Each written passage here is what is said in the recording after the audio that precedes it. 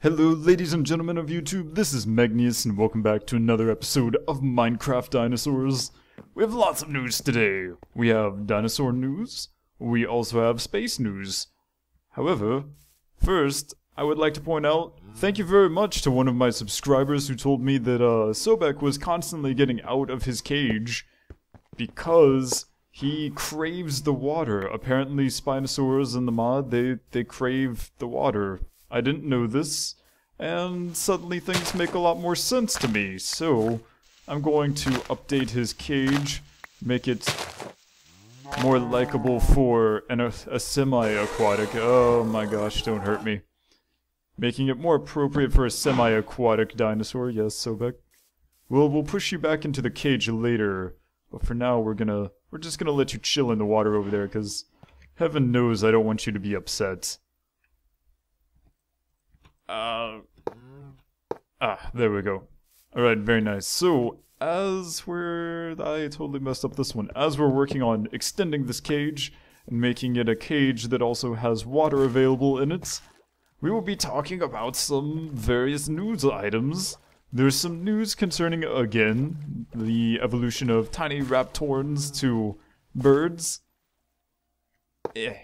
So this is really strange. I don't feel very comfortable with, the water just disappearing when I'm putting iron bars which have holes in them through here. It doesn't make me feel like it's very beautiful, but whatever. But yeah, so many raptors, Microraptors specifically this research is about, done by the University of Southampton. I believe, yes, the University of Southampton did some research on Microraptors. If you don't know about Microraptors, they're a pretty cool raptor species. They're very small. I forgot exactly how small they are, but they're pretty tiny.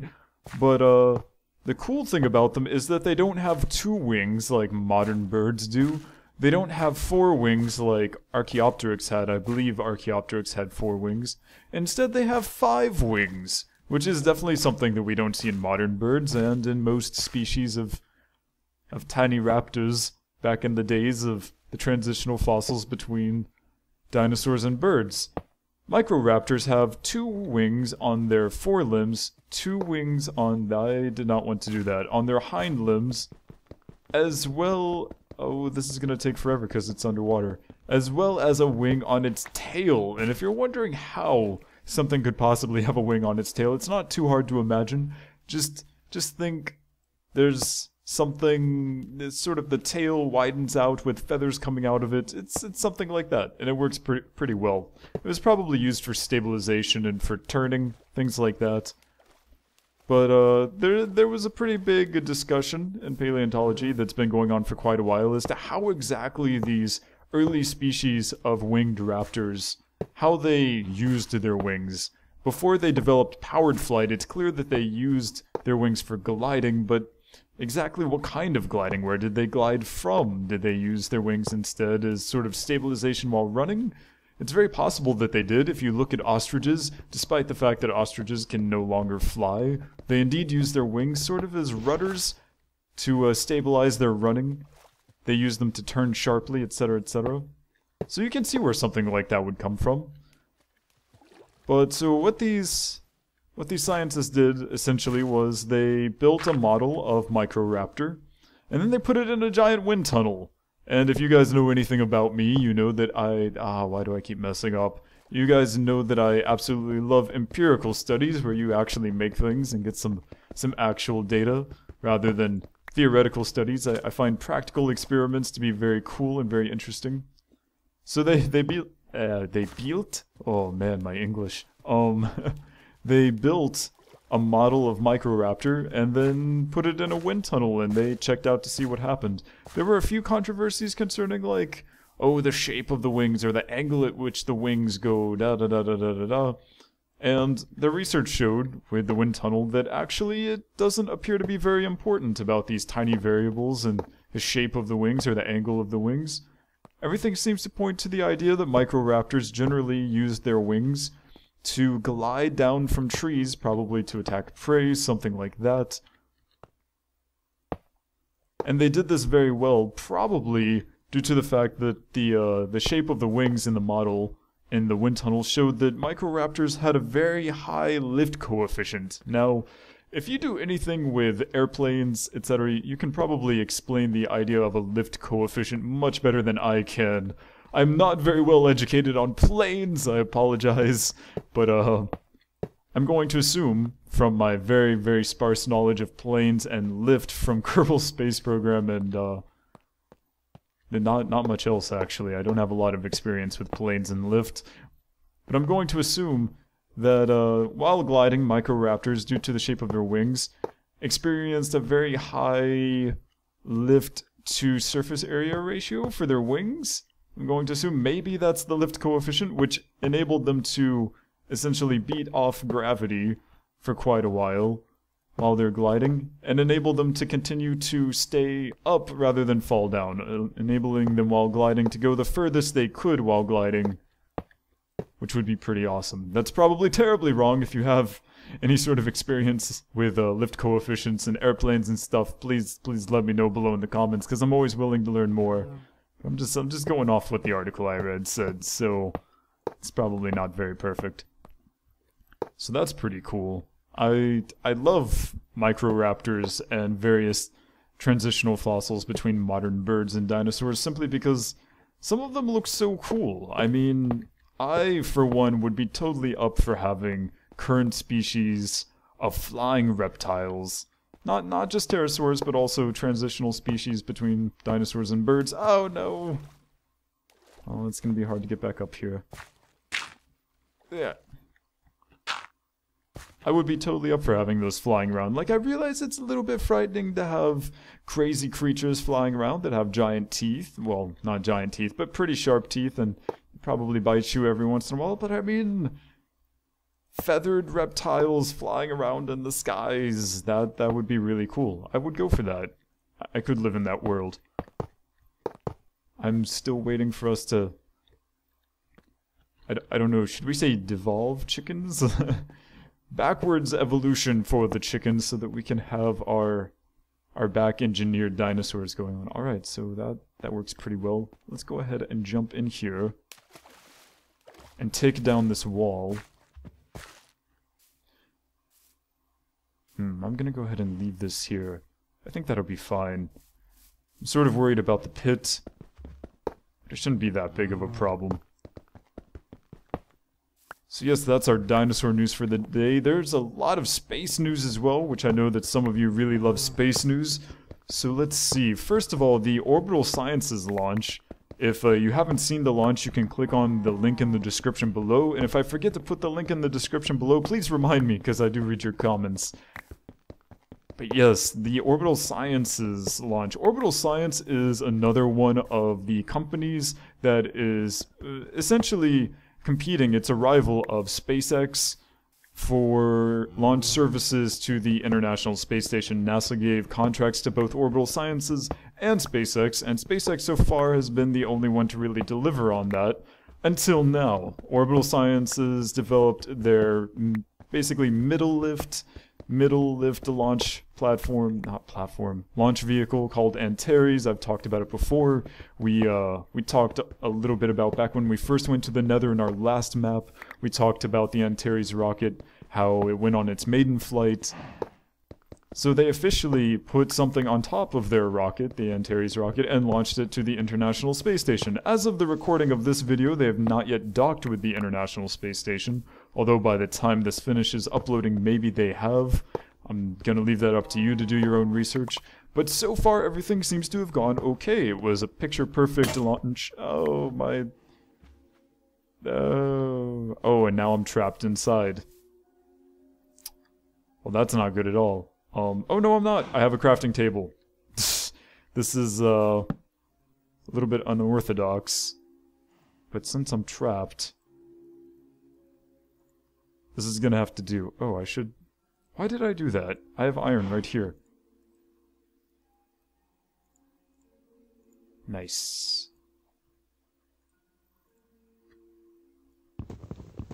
Yay, okay, and continuing. So everything seems to have gone quite well with that launch. I'm very proud of Orbital Sciences, despite the fact that personally I'm a big SpaceX fan. As you guys know, want to go to Mars on a Mars Colonial Transport, and it'll be amazing, I'm sure. But in the meantime, competition is good. Competition can get prices down, so I'm all up for hopefully continuing on that path. Let's see. How do we get Sobek in here?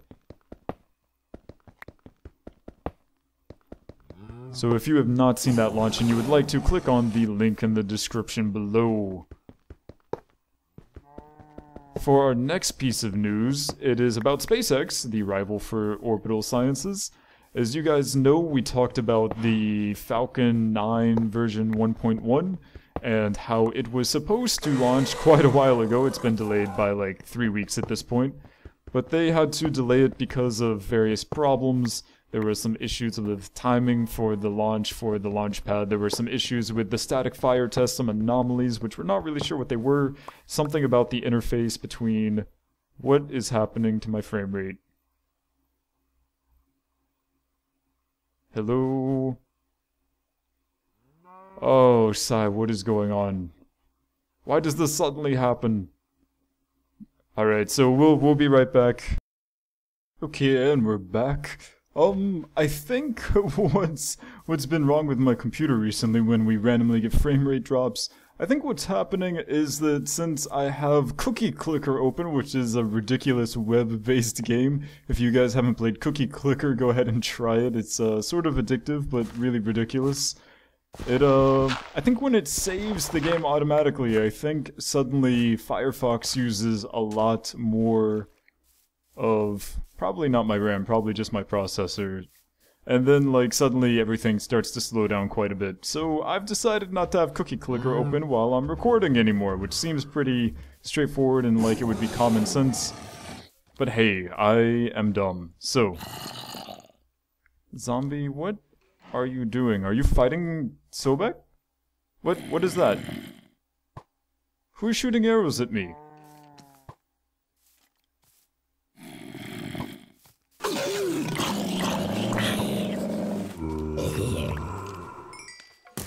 What?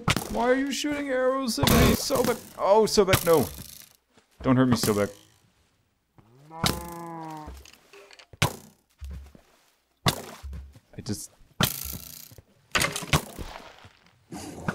I can't hurt Sobek. I need to kill the skeleton without hurting Sobek. Sobek, you're making this very difficult.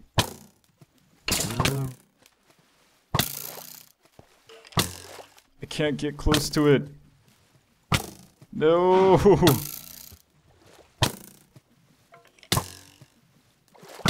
No, but seriously. Stop. Stop, dude.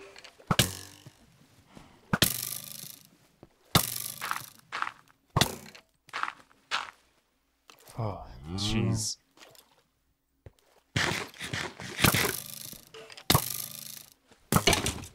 There. Oh, sigh. Okay, well, now that that's over... Oh, freaking skeletons. Ruining my day, man. Ruining my day. I really hope Sobek doesn't remember that. I think he does. I think he's angry. Let's, I don't want to go near you, Sobek. Let's go and go to sleep, so that we no longer have to worry about that. And freaking creepers running around trying to hurt our poor innocent compies. Oh, there are a lot of creepers around. So many creepers.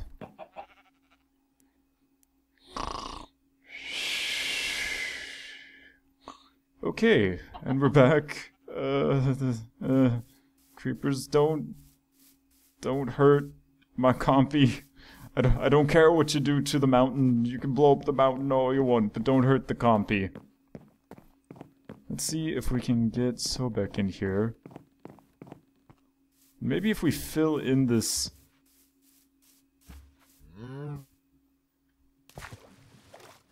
Maybe if we fill in this water so there's no water here, maybe he'll be okay. Come on, come on. Go in. Go in. Go in. No? You don't want to go in? You don't want to go in, Sobek? Okay. I understand. I'm just gonna fill in this entire thing so there's no water left. But yeah, okay, so we were talking about SpaceX. So SpaceX has done another static fire for their Falcon version 1.1, which is going to be an amazing rocket that hopefully will not only survive and get to orbit and put their Casio Canadian satellite up there, but hopefully will also, perhaps we're going to test attempting to slow down the first stage as it returns to Earth from, well, not orbit, but being quite high up, outside of the atmosphere probably. So when it re-enters the atmosphere, despite the fact that it's not going as fast as the second stage, it will hopefully not burn up or be damaged by aerodynamic pressures. So they're going to attempt to do that by reigniting the... Why won't this place? It's because of Sobek. Wonderful, Sobek. Apparently because you're occupying this space of water, I can't... well, at least this works. But they're going to attempt to restart the engine and see if they can get a hover above the surface of the ocean and then a splashdown. Sobek, I don't know why you're not going back. Ow, ow, ow. Okay, Sobek, okay, just don't hurt me. I understand, I'm sorry, I apologize. Yeah, so since we cannot move Sobek without logging out and logging back in, I am not going to go near him. I will do that later. Oh dear me, Sobek. You are quite angry. So we have some time left. Let's go check out where we're going to hopefully attempt to make our Triceratops Enclosure.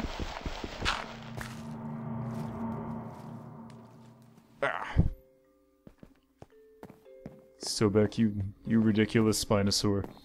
Alright, so SpaceX is going to be doing that. They've done another static fire test because the first one came up with some anomalies. And they decided that, you know, there don't seem to be any anomalies this time, so everything seems to be okay. That is not what I wanted to do. There don't seem to be any anomalies this time, everything seems to be okay, so they're good to launch whenever. Unfortunately, what is it?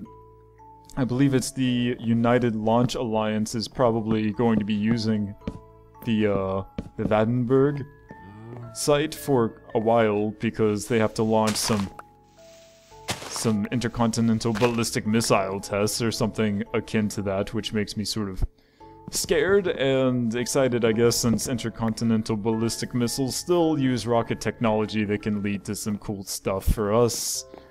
But nonetheless, being a pacifist, I have problems with developing missile technology instead of peacefully sending satellites to orbit, etc., but oh, woe is me. I am but a single voter. Let's see, I want some stairs. Actually, I may as well just... Oh, I already have the steps, alright. Yeah, so that launch is probably going to be happening around the 29th or 30th, and just like I've linked below the Orbital Sciences launch video, please remember, Megneous, please remember, I will of course link that in the description below later as well, because how could I possibly talk about space and not post every single SpaceX thing that happens? Alright. Nice. Ah, that is not...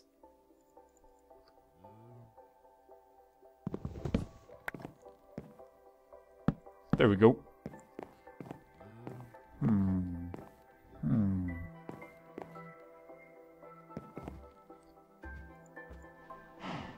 Why do I have a carrot?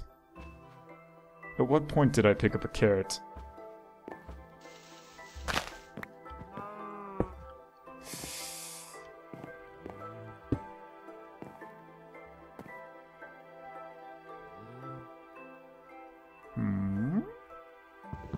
Here and here. Very good. Alright. We need a piece of dirt.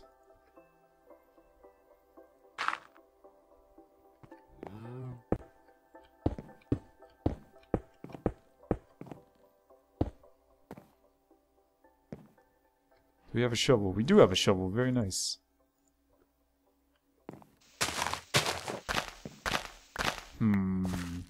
trying to think. I don't think there's been any other very interesting news in terms of...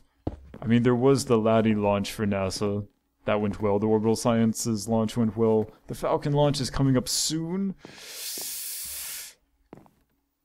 Yeah, I'm pretty sure there's not anything else. We've basically completed this path almost as far as we can. Very nice. And over here, we are going to do the Triceratops Enclosure. It's right on the edge of the jungle biome. Oh! Ocelot. Hello, Ocelot. I don't have any fish on me, so I can't catch you. That makes me sad. But oh well. I will catch you later. I feel bad because we're going to be destroying these cows' natural habitats. We haven't yet really domesticated a lot of cows.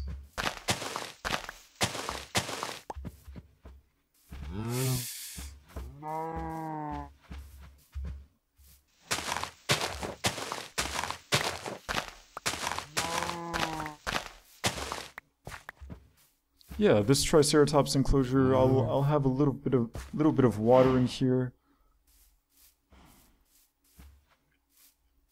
This is a fairly nice area as well. Yeah, this is the perfect area for a Triceratops, I believe. Very nice. Alright, so I think we're basically out of time for today, so thank you very much everyone for watching this episode. My name is Megneous, and I will see you next time.